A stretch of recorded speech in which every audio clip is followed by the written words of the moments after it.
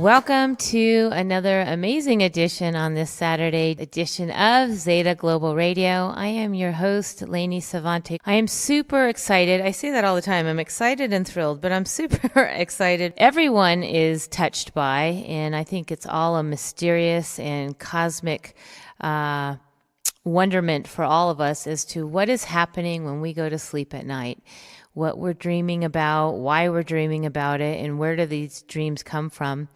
And some are good, some seem bad, but they all have some meaning that I'd like to find out more. So we gathered some incredible experts today. There'll be 3 of them talking about what they know from their perspective, from their professional acumen. So I'm excited for the first half hour. We're going to have nationally known authors Catherine and Patrick Andrews here with us today. And they are authors of Naked in Public, Dream Symbols Revealed. And Catherine also authored a dream book geared towards children called The Dream Doctor, both published by Ozark Mountain Publishing.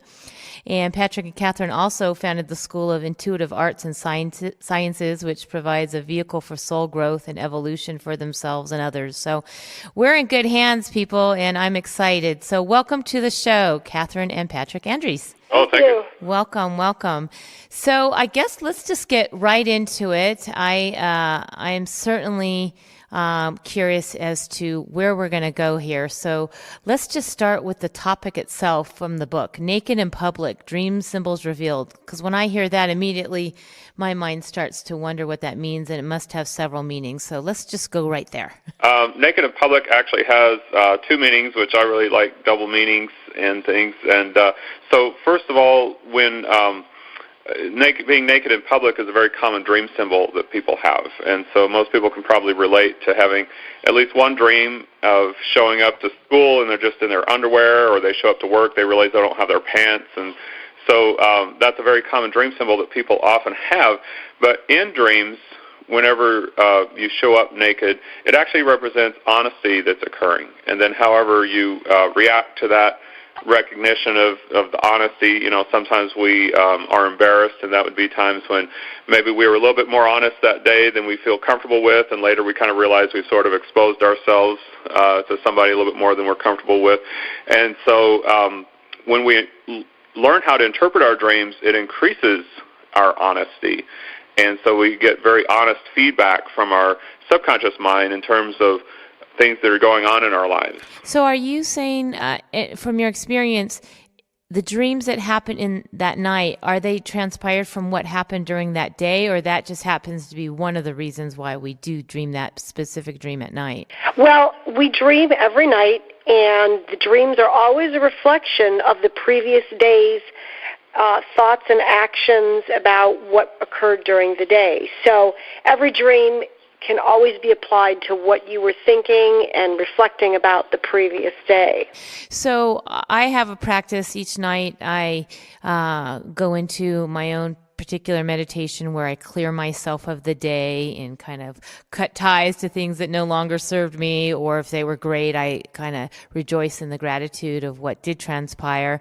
And I wondered if any particular prayer or mantra affects what you'll be dreaming. I know that has been, like, some people say, for a better sleep, make sure you clear yourself of the day. I wonder if you could attest to that.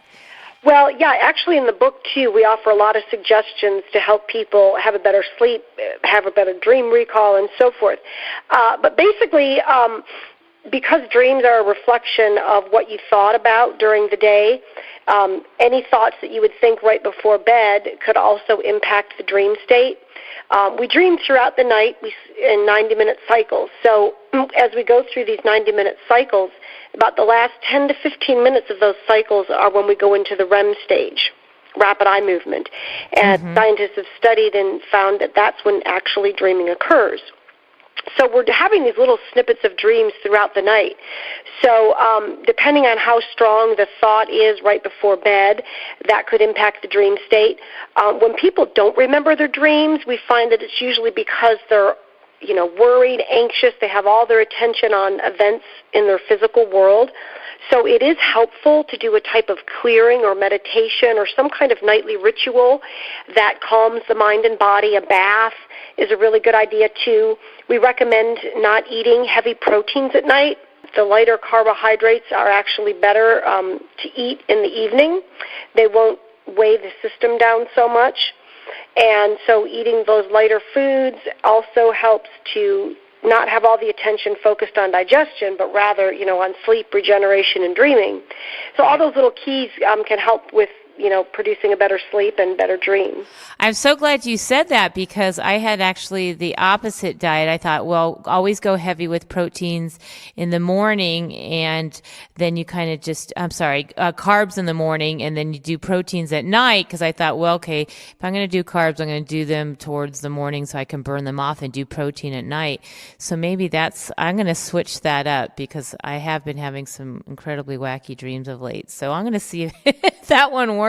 That's yeah, great. What's actually happening is that at night when you go to sleep, your digestive system starts shutting down, and so if you have a lot of heavier proteins, they take longer to break down, and so when your digestive system shuts down, then you have a lot of undigested food in your system, and so the much lighter foods break down quicker, and then it leaves your digestive system cleaner and fresher, so that there's a reason why we call it breakfast, because we're fasting during the night. What about if people want to have dreams, or dreams that come in of people who've already transitioned? How does that come into play with our dreams? Well, we do have an experience of dreams that we describe as a visitation that can occur sometimes.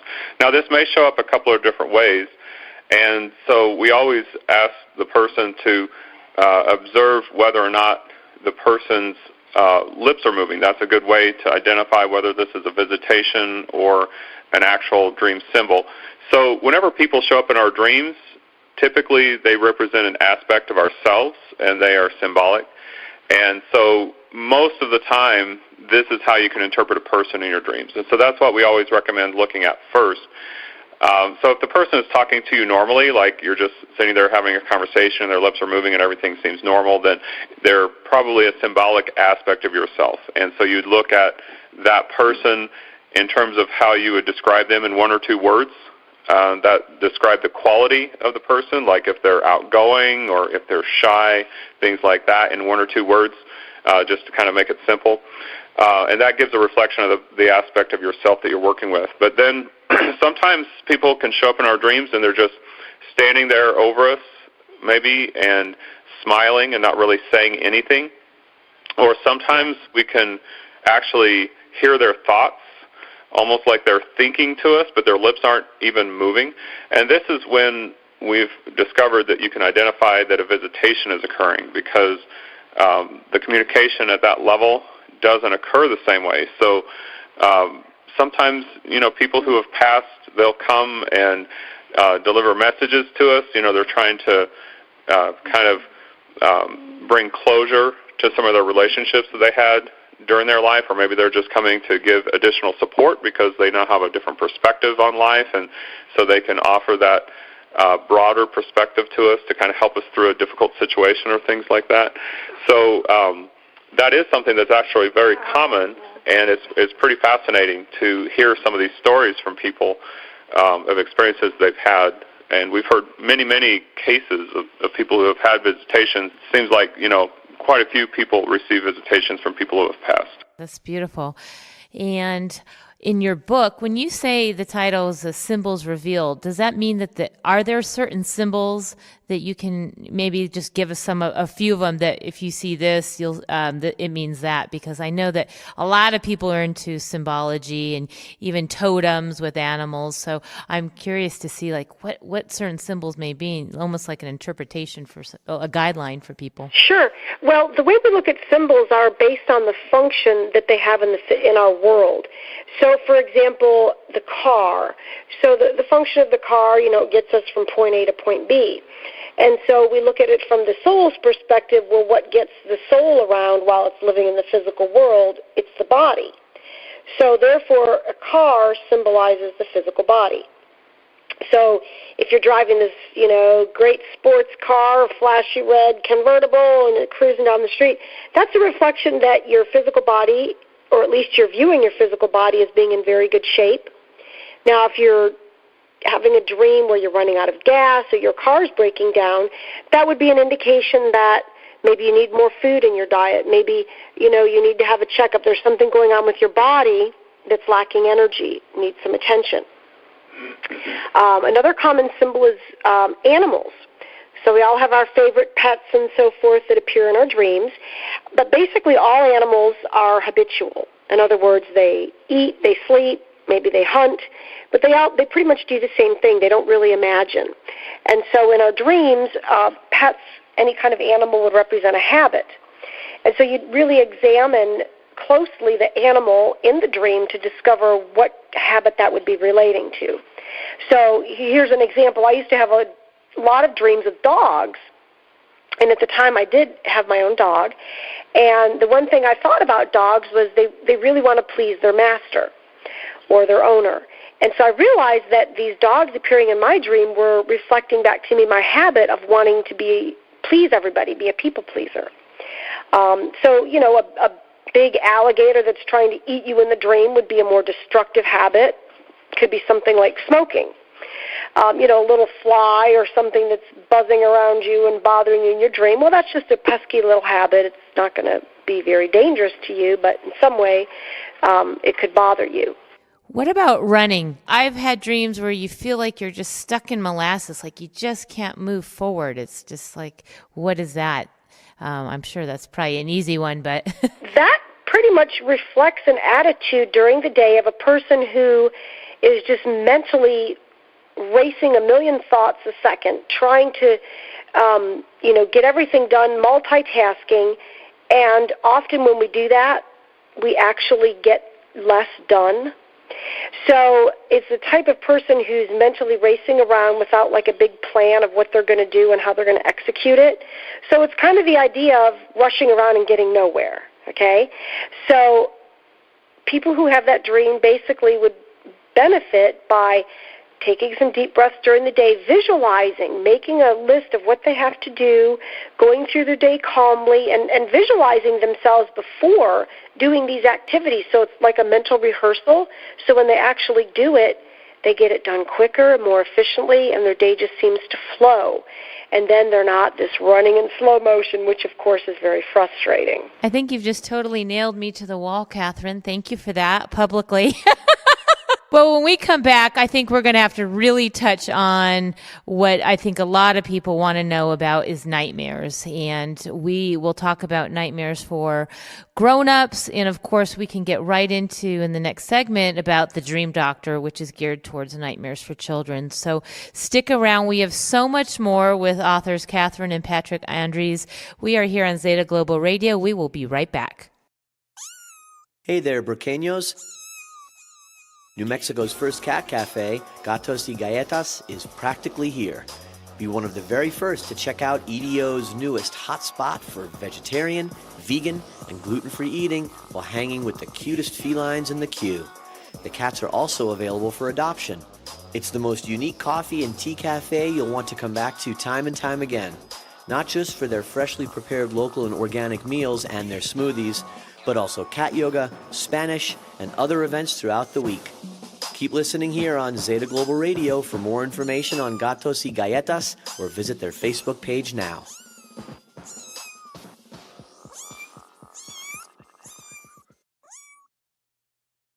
It is an absolute fact that estate planning is essential for every single one of us. Yet most people put it off because it's uncomfortable to talk about. No one wants to think about the unthinkable. The Estate Planning Office of Attorney Fantina Becker specializes in affordable and accessible planning of wills, transfer on death deeds, and powers of attorney with kindness, patience, and compassion. Fantina also offers home visits to any clients with mobility issues or transportation restrictions.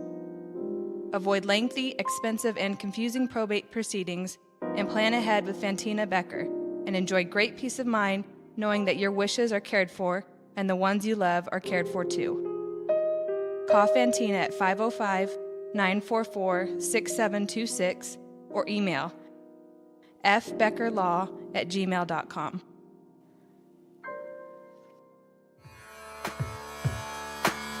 Welcome back to ZGR. I'm Lainie Sevante Wulkan, and I am really thrilled that we are here with nationally known authors Catherine and Patrick Andrews here with us speaking about their book, Naked in Public, Dream Symbols Revealed.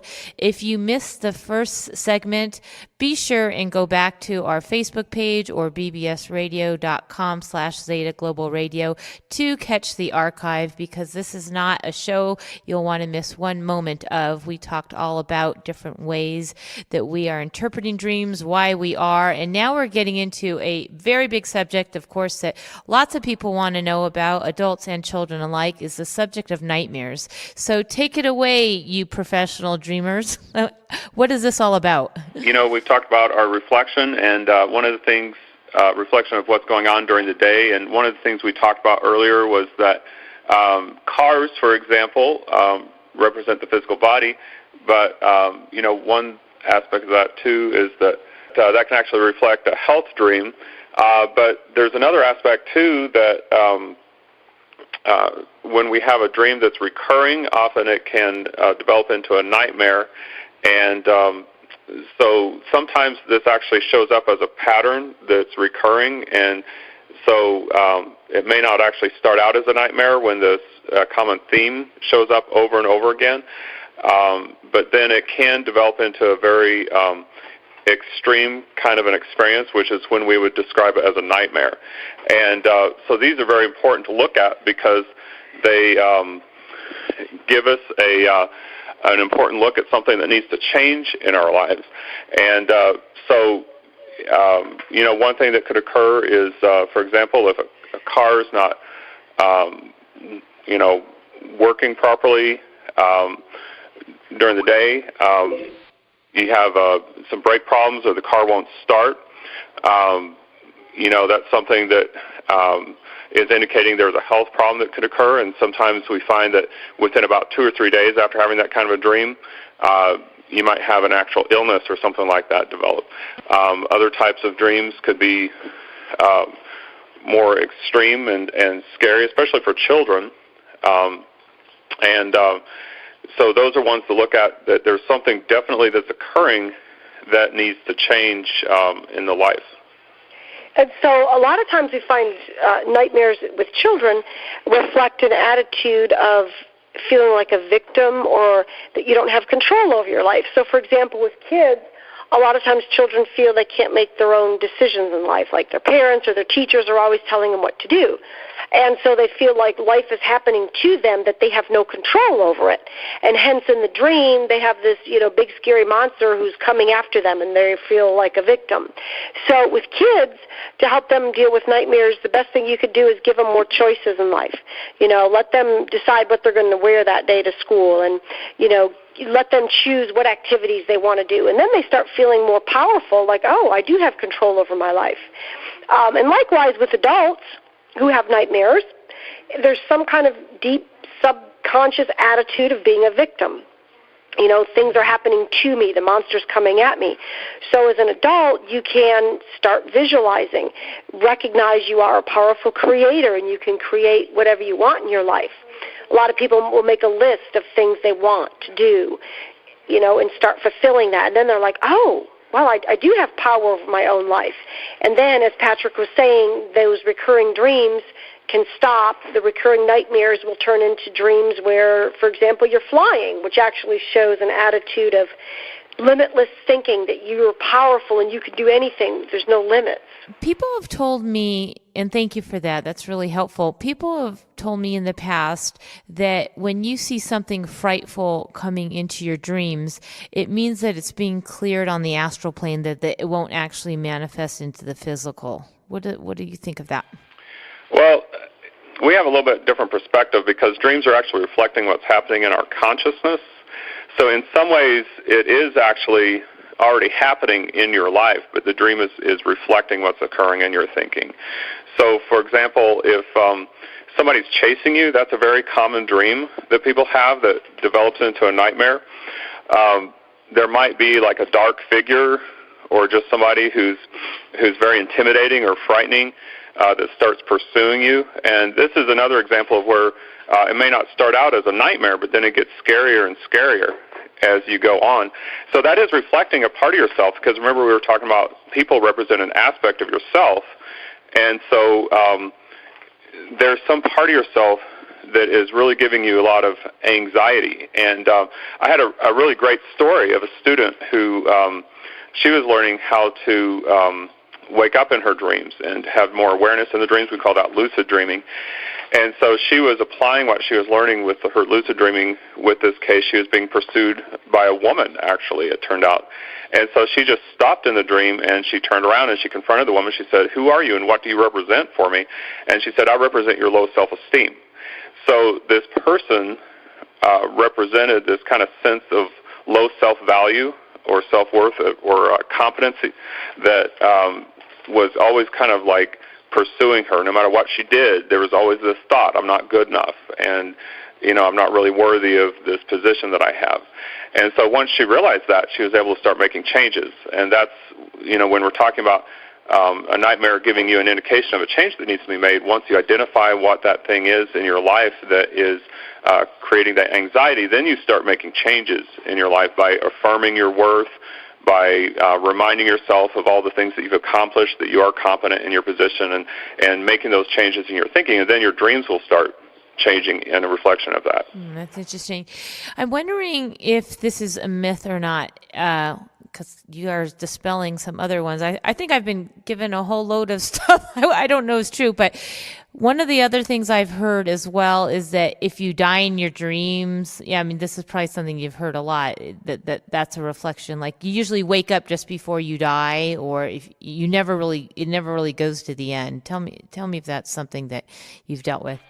Well, first of all, just the symbol of death in a dream represents change. Most of us are actually afraid of change, and hence in the dream, we're afraid to die. If people are coming at us, we're always trying to save ourselves. But the actual process of waking up in the morning, we actually move through various levels of consciousness to come to the first level, or the conscious mind. And so that process of coming down through the levels, people often experience as a falling motion, and then they're afraid that they're going to hit the ground, but then they wake up. So actually what's occurring is their consciousness is moving through these different levels, and then the hitting the ground is actually when you wake up. Are you able to, if you're in the middle of, say, a really good dream, let's say it's not a nightmare and you just don't want that dream to end, but someone actually wakes you up, there's no way, is it possible to go back to sleep and like part 2 takes place, or once you're up, it's gone? No, that is possible, and we've done that ourselves, and we've had students who have reported being able to do that. And sometimes it's just a matter of going back into that sort of in-between state. And often when we're waking up, especially toward the end of our sleep, we stay in more of what we call a reverie state. It's sort of in between being awake and being asleep. And in that state, you actually can go back in, and if you visualize some of the elements of the dream, then sometimes you can go right back into that. And sometimes you can pick up where you left off and continue, and sometimes it goes in a little different direction, but it's always going to be relevant to what's occurring in your thinking and in your life. And so those are things that you can still record and interpret. And it also has a lot to do with becoming more conscious in the dream state, and this takes practice. This takes time. The first step is just recording the dreams, beginning to interpret them, becoming more familiar with the symbols. That's the first level of awareness. And then, the more that you interpret the dreams, the more that you have that open flow between your subconscious and conscious mind. Then, when you're actually in a dream, you'll often experience recognizing, oh, I'm in a dream. And then another level of awareness in the dream state is saying to yourself as you're in the dream, oh, I want to remember this. And then another level is, oh, I want to stay in this dream. And so often people will be in that in-between state, what we call the reverie state, where they're remembering the dream, or they're actually reviewing the dream so that they'll remember to write it down. So this is all just bringing greater conscious awareness into that dream state. And the more you do that, the more you're able to just pop back into a really good dream. I love it. Well, thank you for that. And we only have a couple minutes left, and I just want to thank you for these two books, but particularly The Dream Doctor. I'm excited as a mother of smaller. Well, one is smaller still, and being able to have a reference guide to explain. I mean, I think we need, as parents, need to be educated on what is happening in our dreams. So when the children come to us and say, we had a nightmare or we dreamed this, and mostly I think kids come to you when, at least mine, when they have a nightmare, and they don't really ever say, I had the best dream ever. It's mostly like, oh my God, I'm scared. So having other educational reference points to, pass down to them, I think is so helpful. So I'm excited. Yes, the Dream Doctor character was actually created to help give kids peace of mind that dreams, are not reality. They're not going to happen in your life when you wake up. So don't be afraid of them, to face the dreams and just realize they're just some messages that are coming to you. And it gives kids a little bit of peace and security when they go to sleep at night. And then, as parents, we can encourage them to tell us their dreams every morning, not just waiting for when they have this big scary dream and they wake us up with it.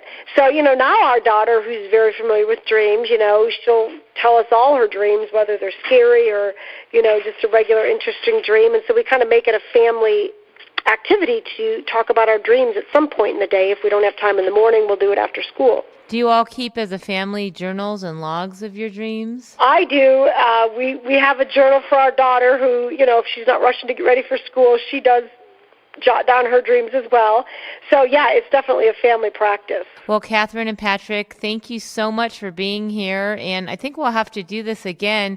Next up on the other half of our segment of dreams, we'll have David Ravinas here talking about his book, and we will continue this incredible subject of what is happening when we go to sleep at night. We'll be right back on ZGR. Zeta Global Radio and the Lab Recording Studios are proud to announce our new partnership with V-Roast Coffee, because the coffee is just that good. Featuring a variety of air-roasted organic Arabica coffees such as Sumatra, Colombian, and Robustas from India and Madagascar, V-Roast also specializes in cold brew coffee, by the keg, or bottles, or by the case. And if you're a business in the Albuquerque, New Mexico area, and you have 20 or more employees, you can have this coffee delivered right to your front door. V-Roast Coffee ships their Java worldwide and proudly serves it up locally at Fans of Film Cafe and other select ABQ retailers. For more info, check them out at vroast.com and let Michael know ZGR hooked you up. Natural Awakenings presents the Natural Living Directory. We welcome over 100 different businesses showcasing their services in this special edition. Find out more about our practitioners through their business profiles and directory listings. Keep this issue all year long and share with friends and family. Now available at over 500 locations between Albuquerque, Santa Fe, and Taos. Do you need guidance on marketing your business? Looking for cost-efficient ways to reach thousands of readers? Call Andrea at 505-999-1319. Hi, everybody. Lainie Sevante Wulkan here, and when I am not on the airwaves, I'm busy being president of Femfessional's Albuquerque chapter. Right now through February 29th, we have a special for joining for business members, only $99 instead of $125. Join an extraordinary network of incredible women in the Albuquerque area doing great things, as well as across the country. Check out femfessionals.com. Fact: there are nearly 400 diseases that affect both humans and animals. Fact: with the exception of a few cancer and epilepsy funding groups, there aren't any other organizations that are bringing to light the essential need to study the connection of this significant area of research, except one: Pause to People. Bridges to Cures, a New Mexico nonprofit that is passionately committed to furthering comparative studies and compassionate research to save the lives of humans and our four-legged best friends. Learn more about the extraordinary work and grant that P2P offers. Visit bridgestocures.org or like them on Facebook and join a community that cares. Welcome back to Zeta Global Radio. We are here today talking about dreaming, and if you didn't know, there's actually daydreaming and night dreaming, and to tell us more about it, I'm very proud to have David Ravinas here. He is the author of Always Dreaming, Gaining Insights from the Metaphors of Our Sleeping and Waking Lives. And just a little bit about David, he has taught dream classes on 3 continents and in 4 languages, highlighting both nighttime and waking dreams. He's also presented frequently at conferences, including the annual seminar of the International Association for the Study of Dreams. He participates in online dream-related blogs, teaches classes by Skype from his hometown of Portland, and we are here in Albuquerque, New Mexico, speaking with him now. Welcome, David, to the show. Thanks, Lainie. Thanks for having me. This whole show is all about dreams. A lot of people want to know more about it. We all participate, experience the good, the bad, the everything about dreams. And, of course, we had Catherine and Patrick Andres here in the first half hour. So tell us more from your perspective what your experience has been in dreaming. Well, I'm sure Catherine and Patrick would agree that dreams are essentially an internal dialogue, usually a conflict of some sort that has to do with trying to reconcile something that you feel you should do as opposed to something that you want to do. And if you're not facing that in a way that brings some sort of resolution to you, then it's going to manifest itself in a series of metaphors, really. That's the language of dreams. And the metaphors come to us often in strange,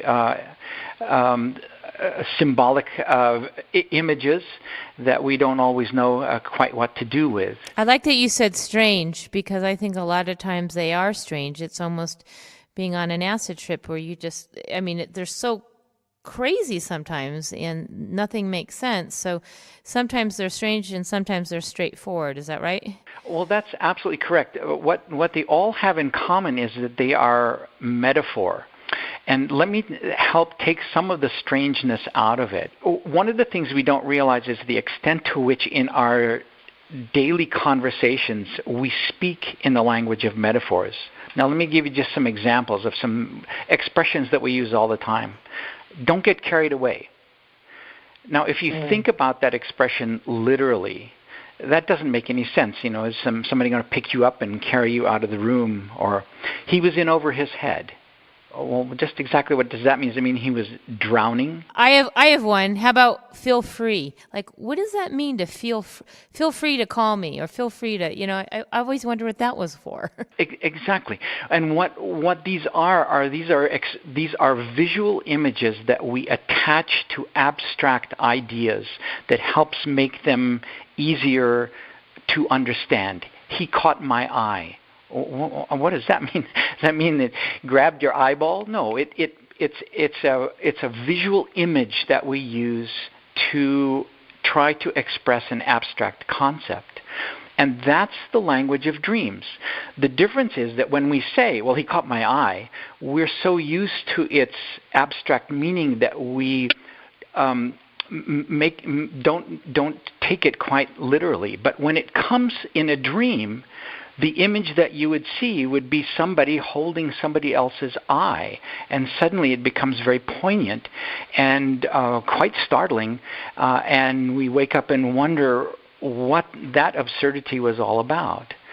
So that's why the images are so often strange in dreams. They are metaphors, and they are metaphors, usually visual metaphors, but not always. And their purpose is to help us bring to consciousness an abstract concept that we're working on. One of the dreams that I have talked about on the radio before was a woman who was in the delivery room giving birth, and when the baby came out, it was not human; it was a football, and it had on the side painted on it an elephant. And so what she had given birth to, again, this is in metaphor, was a political football, because she was quite convinced on the other side there was going to be a donkey. So the elephant and the donkey, the Republicans and the Democrats. Okay, that's wild. I had a dream one time that I gave birth to a chicken. So what does that mean? I'm putting you on the spot because it was the craziest dream. I was like, are you kidding me? Well, okay, so the thing to be careful not to do here is to try to make really broad generalizations about the meanings of things. But if you were in a session with me, I would say, Lainie, tell me about chickens. Now I'm putting you on the spot, see? I know. Just pretend I'm 5 years old, and I come to you and I say, Lainie, I don't know anything about chickens. Tell me about chickens. I would say that, actually I would be, as a 5-year-old, I would say how cute they are running around and that they lay eggs and they have beautiful little chicks. And then as an adult, I would say there are times where it brings up fear if you feel, insecure or chicken of something. Uh-huh. Okay. Let's talk about eggs for a second. Tell me about eggs. So eggs, I think, are full of life force, and they reproduce, and they are abundant to me. Okay. So if this dream were mine, Lainie, I would say that I had given birth to something in myself that was full of life force, that was abundant, but at the same time was an element that might have an element of fear to it. So the thing to do would be maybe to go back to that time and say, was there something going on in your life at that moment that you felt nervous about something that you were doing, maybe a new project, maybe some kind of an adventure or a conversation even that you might have where you felt it was full of life, full of nutrition, full of reproductive possibilities, but at the same time was something you were a little bit fearful about. That was totally delicious. Thank you, David.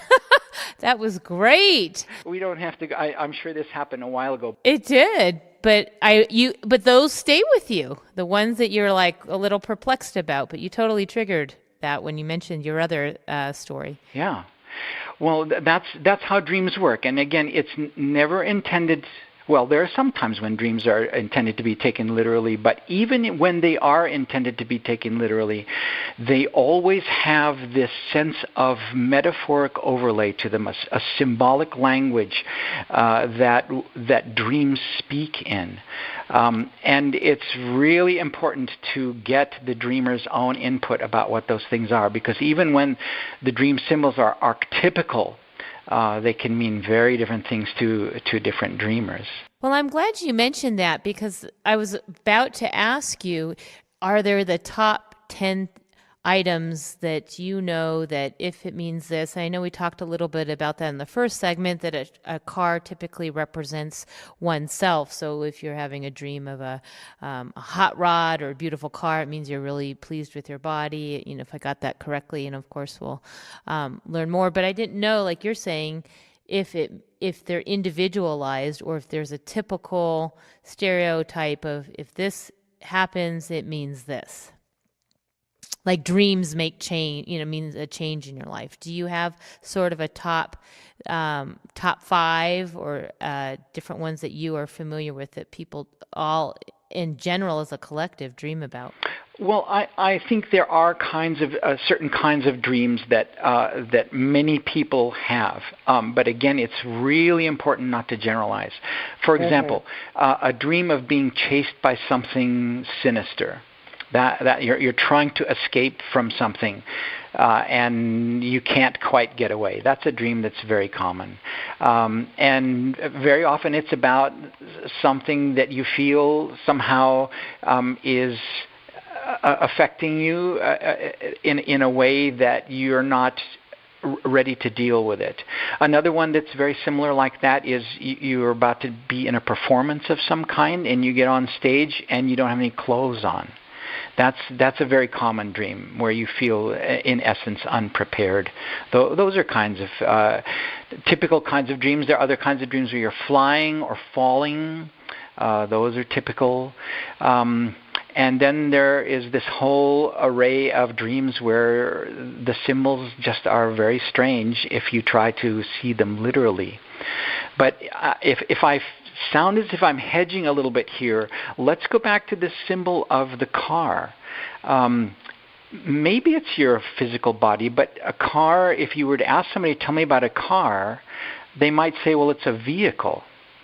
Well, okay, a vehicle, do you mean a physical vehicle, or it can also be a vehicle on a completely different level? It could be a vehicle for your own self-promotion. It could be a vehicle for you to gain a degree of spirituality in your life. It could be a vehicle for communication with someone with whom you've had a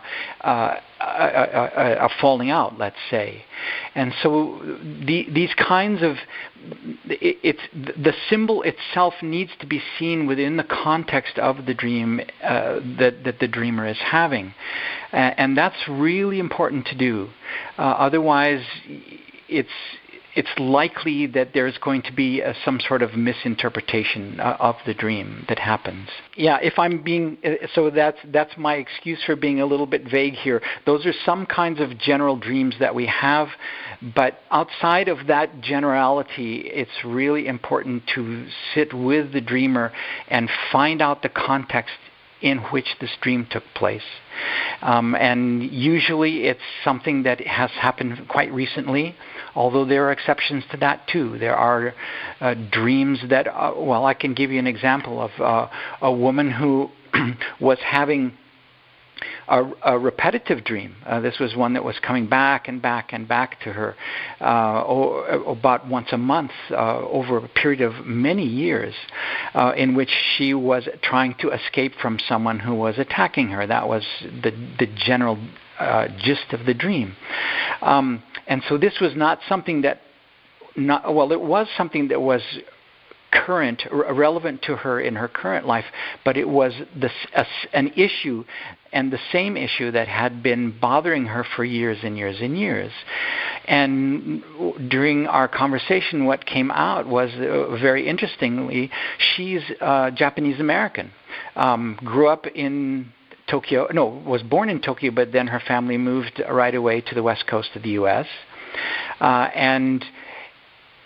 but her parents took her back to Japan to study in Japanese schools every summer, and in the fall she would come back to the States and she would study in American schools. So while she was in the States, she didn't look like your average American Caucasian, and so she felt really out of place. And when she was in Japan, she looked as if she ought to be Japanese, and yet she spoke English, and many of her attitudes and expressions were American, and so she didn't really quite fit in there either. And there was this monster chasing her that had been chasing her for years and years, and it had to do, as we discussed it, with the fact that she needed to decide who she was herself without input from parents and without input from colleagues or students or anyone else. David, we have to take a break, but when we come back, let's get into a conversation about dream states during the day. I think that's really fascinating because I'm a daydreamer, and I'm sure a lot of other people are, and I'd love to know if it's what that means versus having some cosmic intuitive downloads. So stick around. We have so much more with David Ravinas, author of Always Dreaming. We'll be right back on Zeta Global Radio. Edgewood Acupuncture Wellness, offering all of your one-stop wellness needs, including acupuncture, Chinese herbal medicine, NAET allergy elimination treatment, massage therapy, chiropractic, nutritional, herbal, and wellness counseling. It's full comprehensive care for the entire family. We're conveniently located next to Tractor Supply Company in Edgewood, New Mexico. Dr. Ann Losi, DOM, has been practicing for 12 years in the Edgewood area. Edgewood Acupuncture Wellness also features Dr. Heath Alvidrez, DC Chiropractic Adjustments, Chandra Martin, Massage Therapy, and Rachel Irwin, also Massage Therapy. We offer sliding scale fees for acupuncture, and our chiropractic adjustments are only $30. Again, come visit Edgewood Acupuncture Wellness, offering all of your one-stop wellness needs. Hi, this is Akashiana sharing your Sacred Explorations upcoming journey with our Zeta Global Radio listeners. we will be taking a group to the beautiful coast of California with a deep-sea dive into sex, love, and higher states of consciousness with Jacqueline Longstaff for a weekend of transformation and remembrance of who we truly are. Check out Jacqueline's interview on Zeta Global Radio's archives. This course will be followed with Jacqueline's teachings on the inner wedding for all of us desiring to balance our inner masculine and feminine.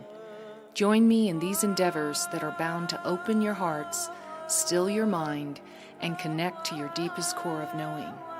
Sacred Explorations is part of Living the Path of Samadhi, dedicated to the expansion of human consciousness to bring equality and balance on planet Earth.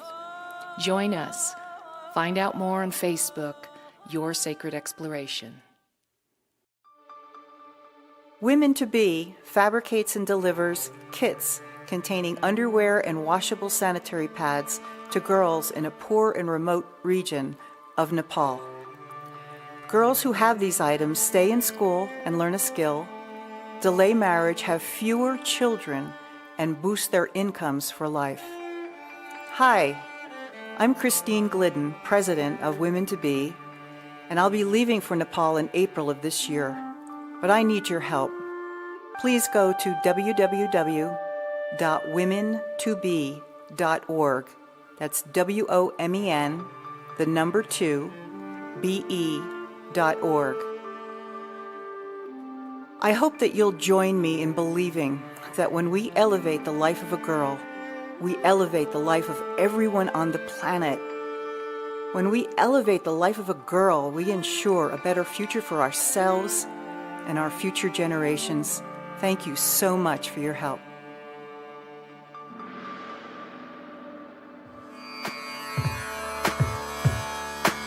Welcome back to the show here on Zeta Global Radio. I am thrilled to continue the conversation here with David Ravinas, author of Always Dreaming, Gaining Insights from the Metaphors of Our Sleeping and Waking Lives. And we've been talking about all sorts of different aspects to dreaming. But the topic right now I think I'd love to phase into is about daydreaming, because everyone, of course, always associates dreaming at night, and whether it was a good dream or a bad dream or a total nightmare. But let's talk, David, right now about daydreams. All right. Well, I'm going to make a distinction to start off with, a difference between daydreaming, which is letting your mind wander and sort of fantasizing something, and what I call the waking dream, which is a little bit different. Now, in the first segment, we talked about how dreams speak in metaphors and that they come to us in these crazy symbols. But that is an experience that doesn't only happen when we're asleep at night. It's something that happens 24 hours a day. And that same metaphoric overlay to the experiences we have occurs during the daytime when we're awake. Maybe the best thing to do is to give an example of what I call a waking dream. Well, let me give some categories first. If you have an experience that's shocking, or you have an experience that's totally bizarre, something that has never happened to you before, or you have an experience that repeats, the same thing happens over and over again in a series of 4 or 5 episodes. And these are events during waking life. I'm not talking about dreaming at night now. Those are the ones that are important to look at. Now, let me give an example of what I'm talking about, a waking dream. There is a colleague of mine who lives in a house, and the house has a hallway, and in the hallway there's a door, and you open the door, and it goes right to a set of steep stairs that goes into his basement, where he has a little rack with tools on a workbench. So he realized that one of his drill bits from his drill was dull. And he went to the hardware store and he got a replacement drill bit, which came in one of those little plastic bags. He came home, he didn't feel like taking it all the way down to his workshop, so he just opened the door, and on the staircase side of the door wrapped this bag, so he thought, around the door handle and closed the door. What he didn't realize was that he hadn't wrapped it very securely, and the bag slipped off and sort of slid about halfway down the staircase. The next time he went to his workbench thinking about something else and forgetting that he had left the little bag there, he started walking down the stairs, and sure enough, he slipped on this plastic bag. His feet went right out from under him, and he went crashing down, landing on his backside at the bottom of this staircase. Now, this fit all the categories of, I should just add, fortunately, that there was no serious damage to him. Good. He was plenty bruised, but nothing was broken. So, here the way most of us would treat an incident like this, which happened while he was awake during the daytime, is to say, well, that's just one of those things that life does, that one of those unfortunate events that we all have to live through, and what I really need to do is just get a nice cup of hot tea and sit or lie along a couch or on my bed for a little while until these bruises heal, and then get over my stiffness. Well, that's dealing with life from the objective perspective, and that's important to do. But there is also a metaphoric overlay that is exactly the same thing as dreaming at night. This was an unusual experience. This was a shocking experience. It fit actually two of the categories. And he knows about this phenomenon because it's something I talk about a lot. And so he came to me, and we did the dream symbols exactly the way you and I did the symbol of the chicken. Mm-hmm. We wanted to find out what was going on that would cause him to slip on a staircase, that would cause him to slip on a bag that contained a drill bit as he was going into his basement to work on his tools. And without going into a great deal of detail, it did absolutely, just like a nighttime sleeping dream, relate to an issue that he was working on, which was that he needed to make a breakthrough in a certain facet of his life. And he needed to drill a hole through a solid surface. Okay, think metaphorically again. Drill a hole through a solid surface so that he could see through it, through to the other side, to where the light was coming through this solid surface. Wow. The drill bit had been dull. He needed to get it sharpened, but he ignored it. He put it on the stairs, and he wasn't very careful about it. And so in the process, he slipped, which we often do when we are trying to face something in our lives. But it was not a serious event for him. There was no serious damage.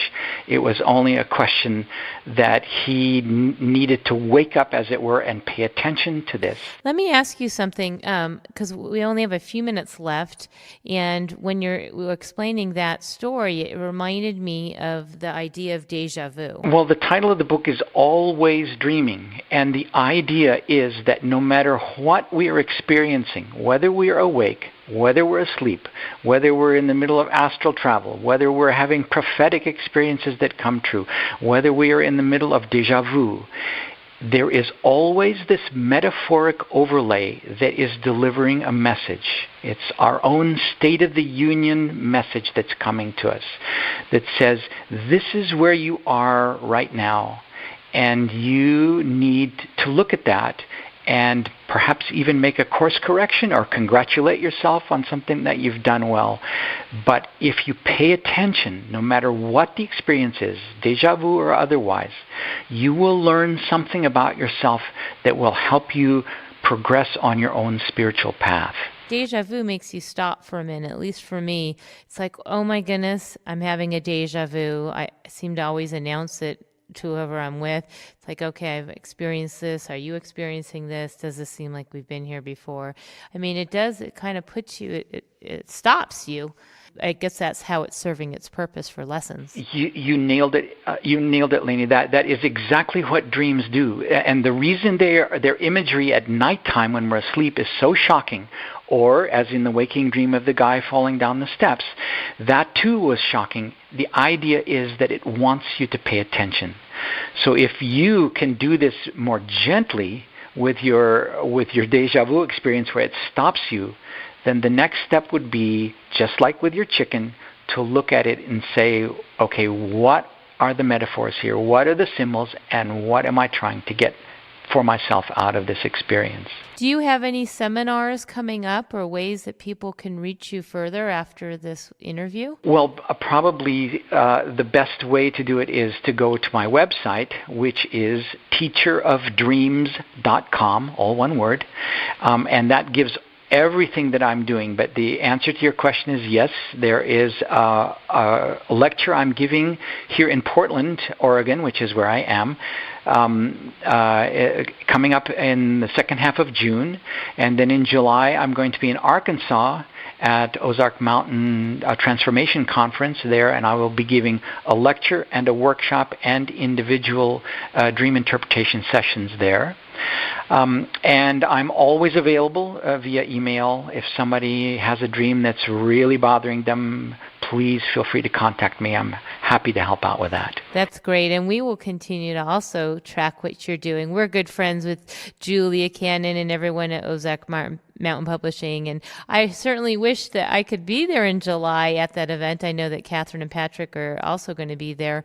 Really, you get to a point sometimes. I know we talked about nightmares on the previous segment with Catherine and Patrick, that, you know, these are more than strange. I mean, they're startling and they stay with us for a very long time. And sometimes you just need somebody to help interpret us along the way to guide us in a little bit more of a direction. So what you're doing is just phenomenal for people. Well, thank you. And thank you so much for having me. And yes, it's the dreams that stay with you. It's the ones that don't go away because they are fixed there in your imagination, or maybe they are repeating, or they were really startling. Those are the ones to pay attention to. I have a question that came in from one of our listeners, if you don't mind letting me share that with you and what your thoughts are. He had asked that he says he dreams a lot about driving in the mountains, narrow roads, mudslides, just that whole sort of voyage. I wonder if there's any insight into that we can share with him. Now, okay, let me make sure I understand correctly that he's driving in the mountains near mudslides? The email just states that I dream a lot about driving in the mountains, and it says there are narrow roads and mudslides, etc. What does that mean? And I guess it sounds like it's a frequent dream. To the dreamer, the first thing I have to say is I cannot tell you what your dream means, but here are some ideas for you to consider. And what you should do is, as I talk, as you listen to me say these things, some of them are going to really hit home, and some of them may be off the mark, and only you will know. Again, driving in a car is a vehicle of some sort, and you're going up a mountain, or you're in the mountains, which means it's a vehicle that's taking you someplace pretty high within yourself. But yes, there are narrow roads that the higher you go on your spiritual path, the narrower the roads get. And yes, there are indeed mudslides. We all of us, as we travel along the path, whether it's a path of life or whether we see that specifically as a spiritual journey, there are inevitably dangers, things that are going to cause us to slip back, as it were, in a mudslide, slip down the mountain away, where we might have to start again and try again. Those dangers are always there. But if you were to take my advice, I would tell you, keep driving in that car as high as you can get into that mountain, and just trust that even if you end up in a mudslide for a little while, you'll get back out of it, and you'll be back on those narrow roads, which are just going to get narrower and narrower as you continue on your journey.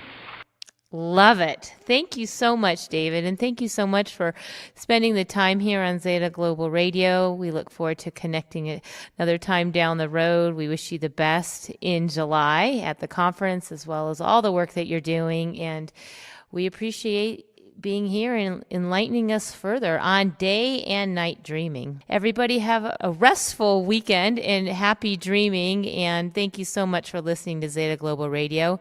Thank you and take care.